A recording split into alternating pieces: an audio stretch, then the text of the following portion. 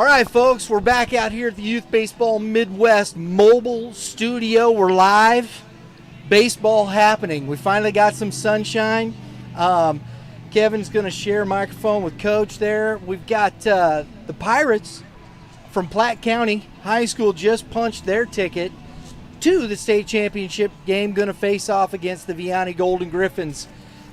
This young man right here, Brennan McLaughlin, started the game. Pitched very well. First time I've seen you pitch.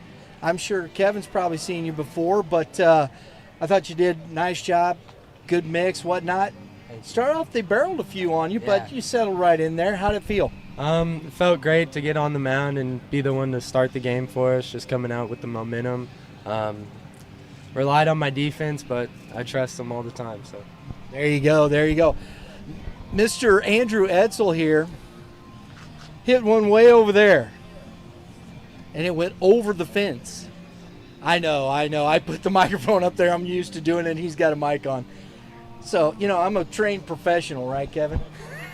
But way over there. Is that the first home run you've hit, bud? No, that's my third. Third home run? Did you think you were going to be able to hit it out of this park? I knew it would be a struggle, but I knew with the wind it had a really good time, and it would help a lot. So, tell me, what's the dimensions at your high school ballpark? It's 320 to the corners, and it's 370 or 375 to center. Okay, all right.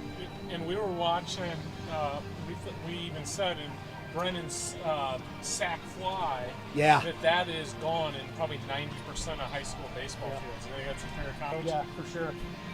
He's hit so many balls like that.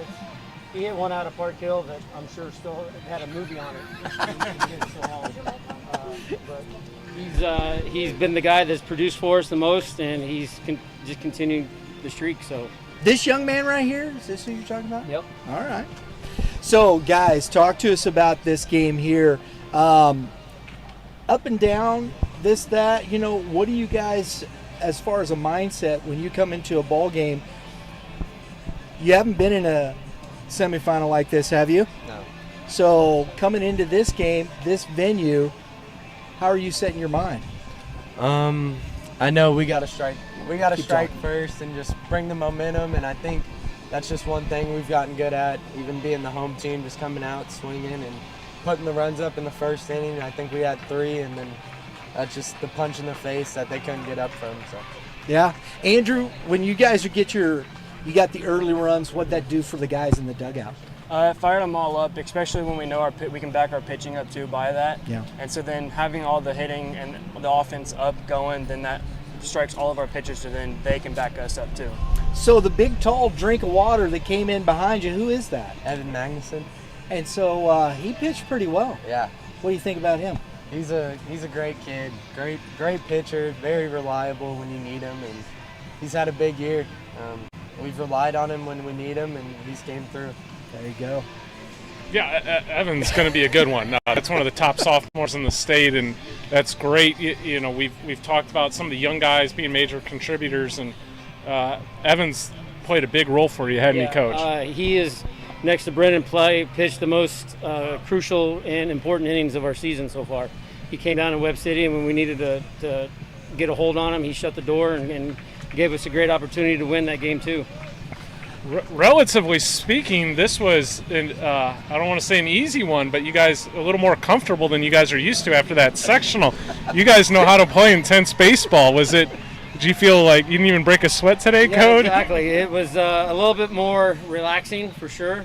Still pretty tense, but that Webb City series was something else. It's the best baseball I've seen in high school since I've been coaching. And so it was just, these guys worked so hard, and they gave every ounce of effort they possibly could. Zach Brown, when we pulled him, he came in and just melted in his uniform. He was so tired.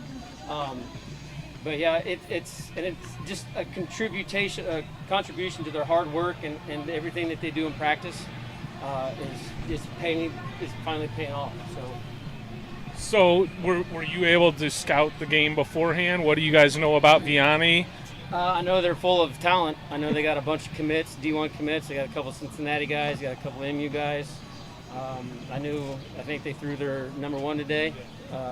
So not really. I mean, I've reached out, but they're pretty tight-lipped over there on the east side of the state. So, yeah. So we'll get some scouting. I got about the Misha Pass, so we can watch the game later tonight and kind of get some ideas. But it's nice knowing that you got a loaded roster yourself to go to war with, so you don't have to worry about other teams too much, right? And you guys have played. I was pouring over this earlier. You guys have played all comers. You guys played a great schedule, so you guys are well prepared. And Brian and I talk about that all the time. And I like those teams that have put themselves in the fire, and you guys are certainly fit right into that category. Yeah. The first year they came out with the new 36 games, I loaded the schedule, and that was in 2023, I think, as after we won our title in 2022. And I just came and I loaded the schedule up with 6A schools, and it was a little much. But it taught me something. We can't really play 36 games because it doesn't allow us for enough practice to work on things. And B, we kind of overdid it with the amount of talent we went up against. And some of our kids just got deflated because, it was just like, another one. It's a balance, right, Coach? So, so we really balanced the schedule out a lot better this year to make sure we had the competition and something that was going to give the boys confidence as well. Well, I know you made our must-see games quite a few times this season, so you weren't shying away, and it didn't matter if it was 6-5, and you even some of the Class 4 schools. Yeah, Blair Oaks, they got us. I mean, that's a good squad down there. The coach is awesome. So, but that was a hard-fought game too. I think we lost 4-3, and we had a defensive hiccup and a couple walks. But other than that, they're a good club. They took advantage of mistakes for sure. Yeah, absolutely. Coach, you're here. You're getting ready to play Vianney. What's the message to your kids? Same thing, different day. Same thing, different day. We've prepared them for this. They've prepared themselves for this. Just got to go out and play the game now. You guys going to go watch Major League or something like that? We're going to go get a quick burger and come back, and we're going to watch Staley. Oh, there you go. Oh, yeah. We got a bunch of boys that know them, so cheer them on. So. Yeah, because we had talked to Coach Chosenberger earlier when you guys had gotten started. He goes, I've coached and trained most of those kids on that roster. Yep. So that's cool. Get you're going to root them on, right? Yeah. You think they're going to win it all? I hope so. You hope so? They got the talent for it, that's for sure. Yeah. Talk about a loaded roster. Holy smokes. It is a good one. Gentlemen, congratulations on getting to the championship game. Coach, it's a pleasure seeing you again. And we definitely got to get up to Platte County. You guys, I really like what you're doing with that program up there. You got great talent, and kudos to you and your staff. So we're going to keep going live here. You guys, go ahead. I'm going to take those off you. And we'll grab that for you. Hey, guys, thanks a lot. And we'll see you tomorrow. Hope today, big man. Brandon, go get him tomorrow. We're gonna have Aaron Jaworowski. We're just gonna stay standing because we're gonna for a few minutes here because we got Coach Jaworowski gonna come over and say hello to us too. Aaron Jaworowski, if you don't know, Rawlings Tigers. He is the president, I guess, owner. Both. Big time guru of the Rawlings Tigers, right? So, listen, man, I'll tell you, Kevin, in that early game, Vianney, Dorman was really good. 6 2/3, 5 hits, 2 earned runs, 1 base on ball, 6 Ks. He only gave up 1 extra base hit and 27 batters faced. That's a pretty good performance. It is, and JD's been really good all season. I thought that was a real veteran performance by JD. You look at the box score and you say, Vianney won that relatively easily.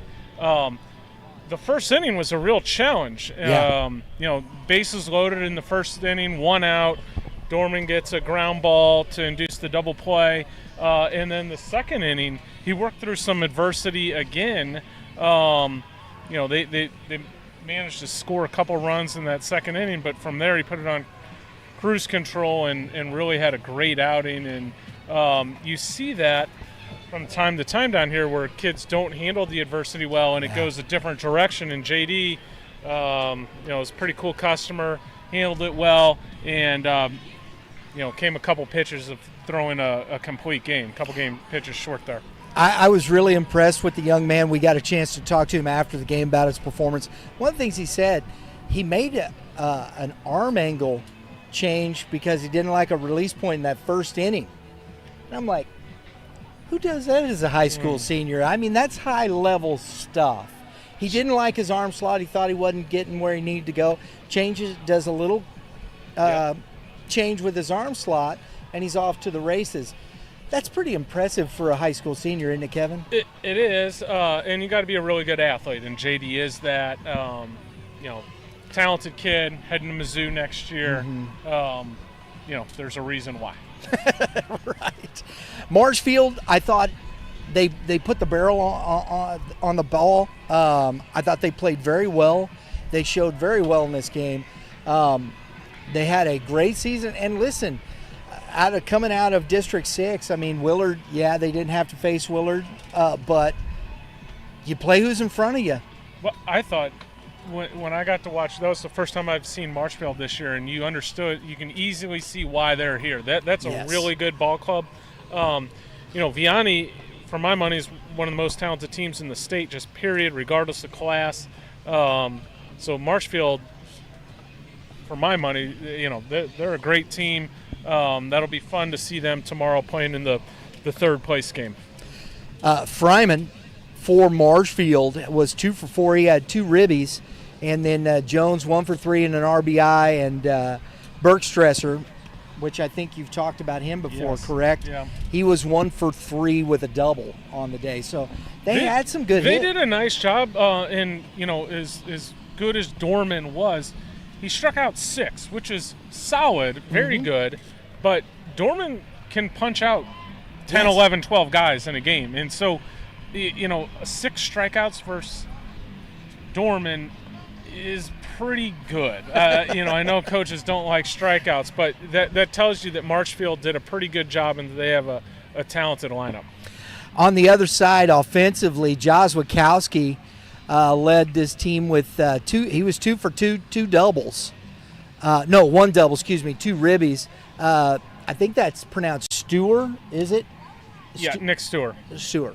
And he was 2 for 3 with a double. Van Hook was 2 for 3. Altabella, 1 for 3, 2 RBIs. Jaworowski, 1 for 2 and an RBI. Adair, 1 for 3, a double.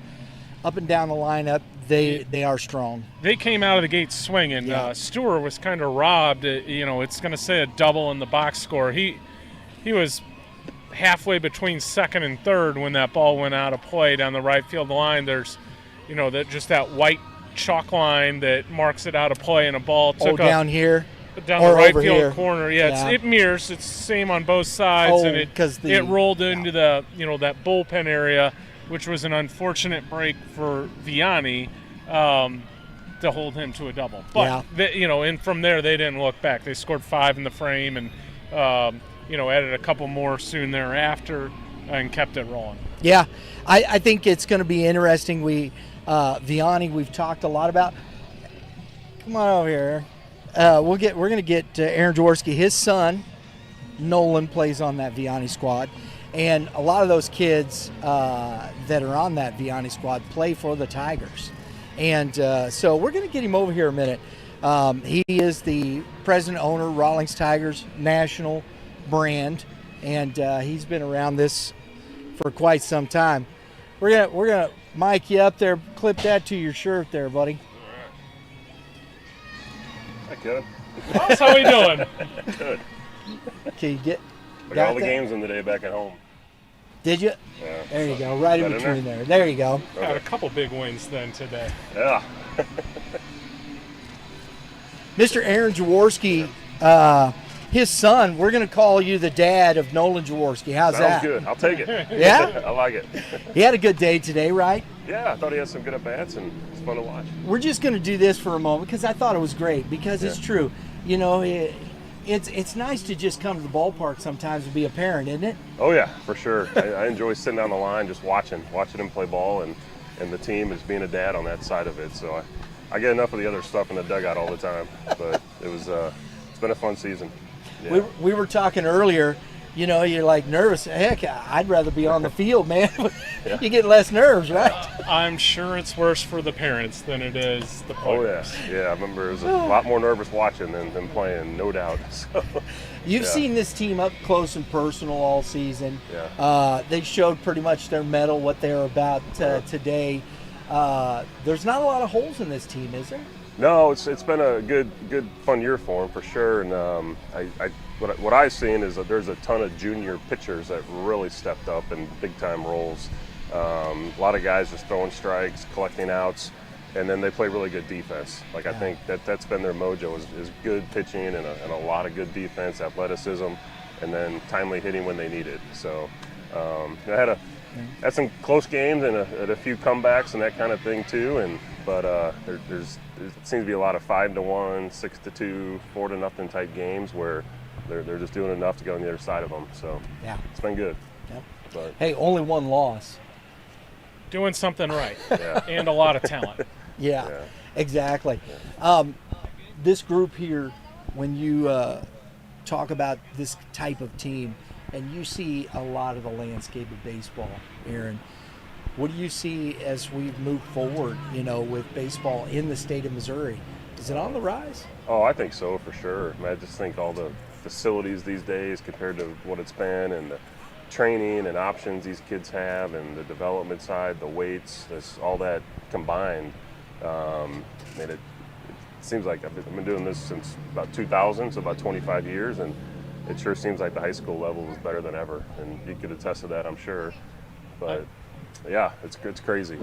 I was going through some of the pitching from this season, and we did a little heat sheet map, and I think we had about 11 or 12 kids, 92 or better in the state, and I just stopped and I was like, this is incredible. I remember literally thinking about just how many kids through 90, you know, even 15 years ago, and it would be just a hand, you know, 2 or 3 kids in the area. Now they're everywhere. They are. They're chucking it. I mean, a number of them on Vianney's team.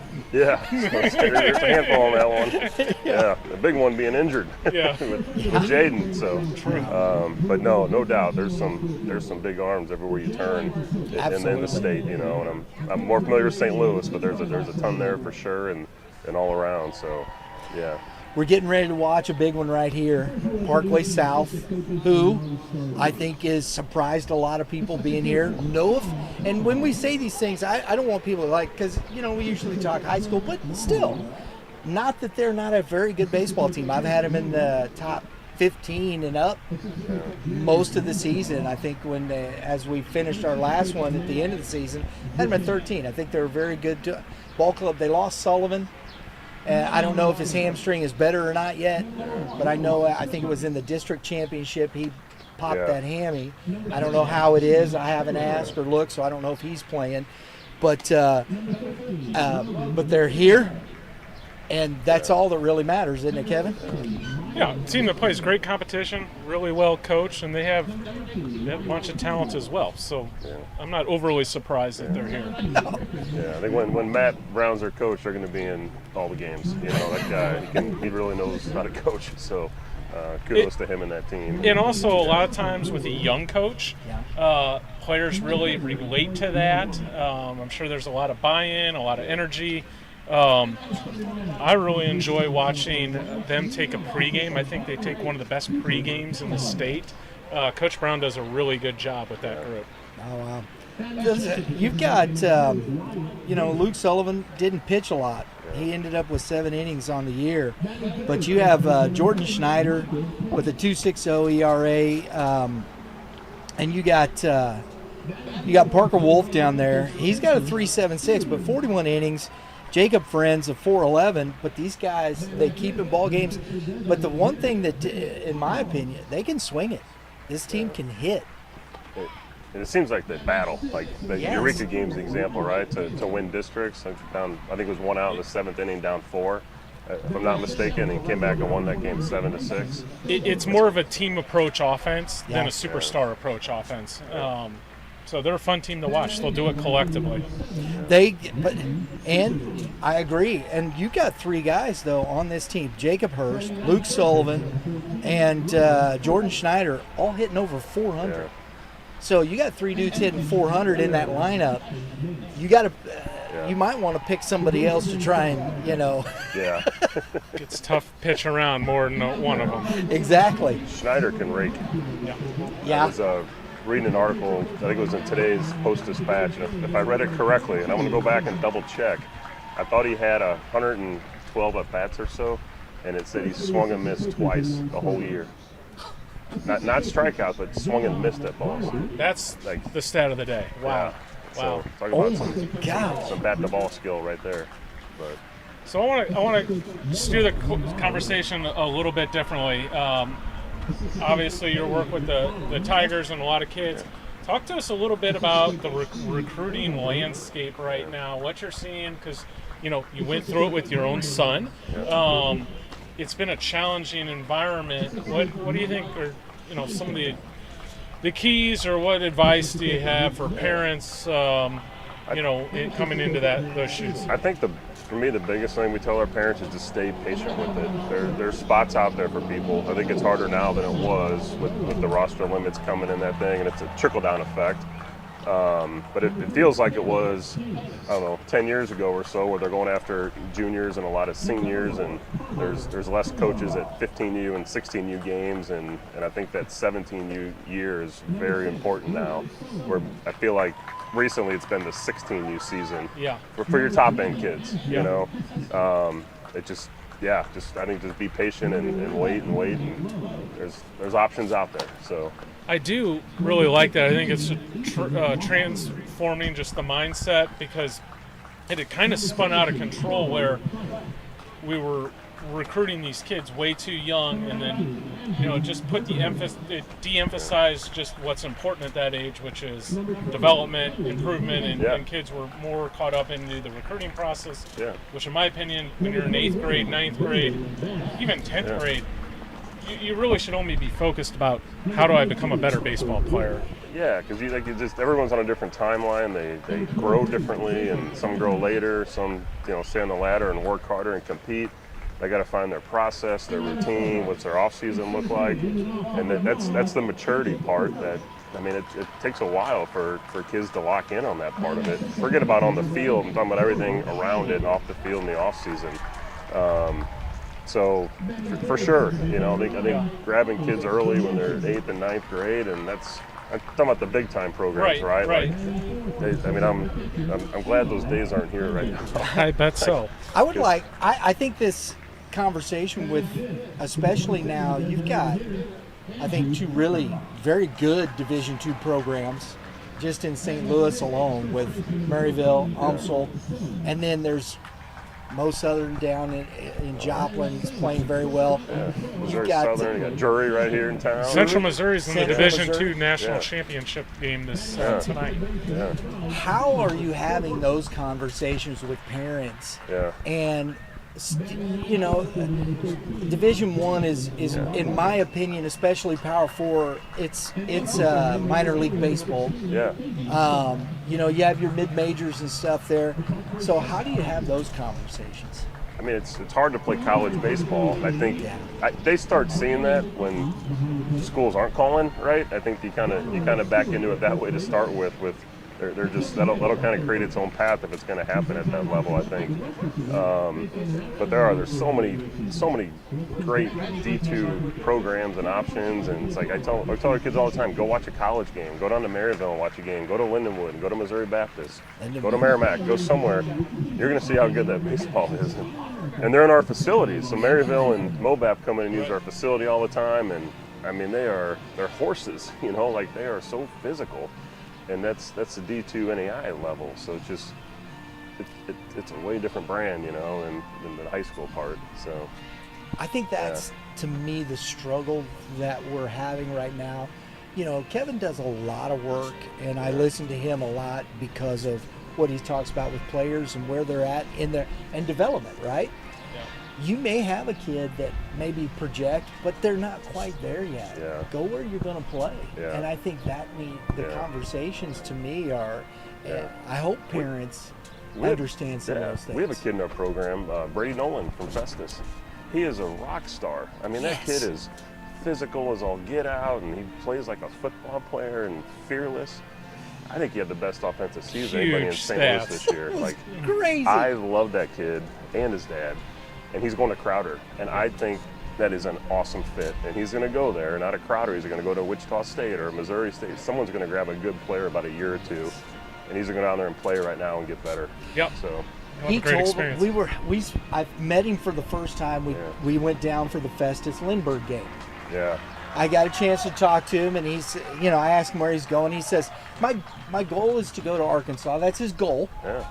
And he says, but I'm going to go to Crowder. I want to keep playing. I want to keep getting better and whatnot. I was like, dang, you got video game numbers like that, and you're not going to. And that kind of tells you what the landscape is, right, Kevin? And the power happened for him this year. So all off season, we have a new hitting program we launched with Braxton Martinez. I like it's called Braxton Swing a lot. Formants. Yeah. So the hitting group all winter, it was my son Nolan and Trey and Brian Gould, Joey Fentress, Brady Nolan, Jackson Venata, and those kids were in there. There was 3 days a week for an hour and a half, and it was 12 weeks in a row. It's a great hitting They got mentor. after it, and Braxton, really helped those guys out a lot. So, but Brady's power took off this year. I think that was a big reason why. Yeah, So. yeah. And you said Braxton Martinez. I remember we did a couple of shows Uh-huh. going down in his workouts when he was still playing major league or minor league ball, and watching him Yeah. go through his routine, how he works, methodical, Yeah. and just it was so different than watching. Braxton was a self-made guy. I recruited him to St. Louis University. He wasn't like a huge-time recruit. He was kind of like a big-year, heavy-footed kid, and he worked his butt off and climbed all the way to the AAA level, and now he's having a lot of success coaching in pro ball, too. He'll be a big league hitting coach, I think. Absolutely. Pretty soon. I Yeah, think. he's a Like, very young guy. Yeah. Yes. Yeah. And So. that's the other thing, the approach I think we don't look at within this cultural part of it. Very few people are going to play professional baseball. You guys had careers in college and whatnot. I don't know if you got drafted or played Yeah. minor I league played ball. the Twins and the Yankees. Twins and the Yankees. I I got you, Kevin. There you go, bud. Yeah. So, did you make it to the show? No. There you go. And that's the thing. I know you played in college, right, Kevin? Yeah. So, what is it that we have to tell these kids? You've made a pretty successful career out of playing college baseball, right? Yeah. I have, and been very fortunate. My advice to all kids is go get your education. Don't count on baseball. Yes. Even if you make the big leagues, you're still most likely going to need to have a career after you're done playing. Now, some guys like Jaws and I have spun our career from baseball. Yes. But it's very few people can retire with whatever money they make out of baseball. Yeah. And I think that's a great lesson. If you Playing want to baseball. if you want to keep playing baseball, get your education, play. Enjoy. I said play as long as you can. Yeah. But understand, and maybe you can get back and spun it if you really love the game, and there's opportunities within the communities to be a part of that, right? Absolutely. And I think that's a great tool. I think that's where a lot of these kids are. Come back, be a high school coach. Yeah. Right? Yeah. Get back to the game and be a baseball lifer, Right. I heard Randy talking about that on your show the other day. Like that's all he does is the baseball stuff, and he's figured out a path and loves it, and he's passionate, and we're the same way, Kevin and I. And Parkway South's head coach was one of the top freshmen. I remember him starting as a freshman at CBC and then finishing his career at Vianney. And as a young guy, he was one of the brighter stars in our area. Had a career path that was a little bit windy. Took him to Arkansas, then ended up going to junior college, then Missouri State. And now he's giving back to the game, and he's doing a great job at Parkway South, and has led them to the state semis. And this game is now underway, Brian. So Exactly. I'm gonna make my way. You get behind out the of here. plate You and got watch. you got to go watch. Kevin's got to go Sounds do his good, Kev. job. That's it. You got That's it, the thing. man. He's got to go do his job, right? So, but Right. no, man, I appreciate you taking the time. It's no just problem. true that way. I mean, and I think you got all these kids here. I mean, you look at the talent on these rosters. Oh yeah, Aaron. it's Up and down, and I mean, I was looking at Staley, Yeah. I'm not familiar with them or that side of it, but I know they're loaded. There are three big guys. Kyle Piercy, I think it's Jake Thomas, and then Brody Earlbeck, which I'm sure you're familiar with. Brody Earlbeck's ERA is .25. Playing Nintendo. And then, but what's crazy is you got these other two guys at $132 and $185. That's three guys under 2 on the same team. Yeah, I don't know that I've seen that yet in high school. Yeah, I don't think I have either. That's tough. So. And I would say they're the favorites here, huh? Yeah, that Staley team is very good. So. And then you got the kid behind the plate, Easton Felipe, who's just a stud of a catcher. And talking with Coach Josenberger, he said he calls his own games. Oh, really? And these guys pitching like that. Yeah. So you've got a high school senior catcher calling games, and these guys are putting up these kind of numbers. These are some very talented kids, not only physically. Upstairs, locked in. Exactly. So, and he's not to mention that, though, he's been hitting .459 on the season. Pretty good. That's so there you go. Pretty good stuff. But awesome. It's great to see you, and I appreciate everything, man. I appreciate you stopping by. Absolutely. Really enjoy that. We'll do the show again this winter at the place. Absolutely, so we're going through a little renovation in there.